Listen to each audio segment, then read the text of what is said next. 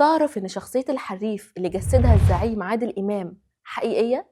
والشخصية دي رفضت إنها تلعب في الأهلي بسبب 10 جنيه، وكسب محمود الخطيب وحسن شحاتة وفاروق جعفر، وتسبب كمان في خلاف كبير بين الزعيم عادل إمام وأحمد زكي، وبعدها اتكرم من وزير الشباب والرياضة.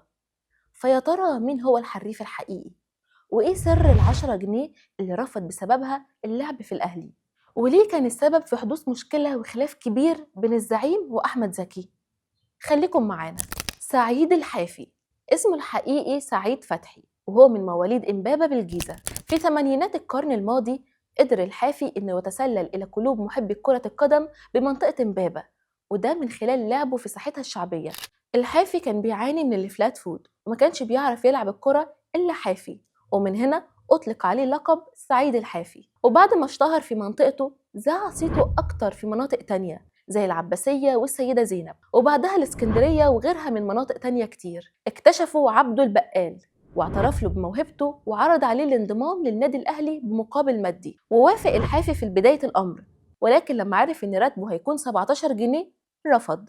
وكان الراتب ده ضعيف جدا من وجهة نظر الحافي، لأنه كان بيتقاضى 10 جنيه في المباراة الواحدة، بالإضافة إلى أن كان في سبب تاني رفض الحافي علشان العرض ده، وهو إنه مش بيلعب إلا حافي من غير حذاء رياضي ومش بيعرف يلعب بيه، وكانت الكرة الشراب المفضلة لدى الحافي. موهبة سعيد الحافي قدرت إنها تثبت نفسها لدرجة إن تم تلقيبه بالقنبلة، وأثارت قصته دي إعجاب السينما، وده علشان أشهر لاعب كرة شراب في تاريخ مصر واجه نجوم الكرة المصرية في دورات الشوارع وقدر يهزمهم، وعلى رأسهم محمود الخطيب وحسن شحاتة وفاروق جعفر. موهبة الحافي اشتهرت في شوارع مصر، بطل كرة القدم الشراب، حتى قدرت توصل للوسط الفني. ومن وحي قصته الحقيقية نجح السيناريست بشير الديك والمخرج خان وقتها في تقديم تلك الفكرة الإنسانية في عمل فني للجمهور، ليخرج للنور فيلم الحريف ببطولة عادل إمام لتجسيد قصة حياة سعيد الحافي الحقيقي، ولدور بطولة الفيلم قصة.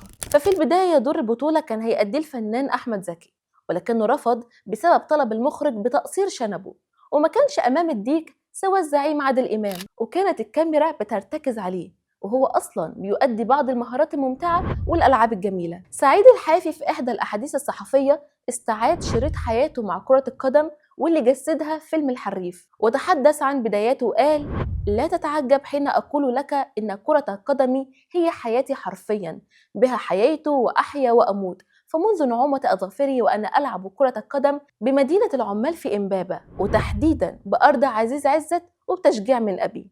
وقال إنه كان بيجن جنونه بالكرة وبيروح وراها ومش بيهمه فين وإمتى، وذكر إنه كان متزوج من الكرة الشراب وبسببها ما اتجوزش، فكانت العشق الوحيد ليه، ورغم إنها ممكن تكون أذته لكنه ما يقدرش يكرهها. ومن شدة شهرته أهله في مرة وهو بيلعب اعتقدوا إنه بيتشاجر بسبب الزحام اللي كان من الناس حواليه، ولكنهم اكتشفوا إنهم مشجعين ومعجبين بمهاراته.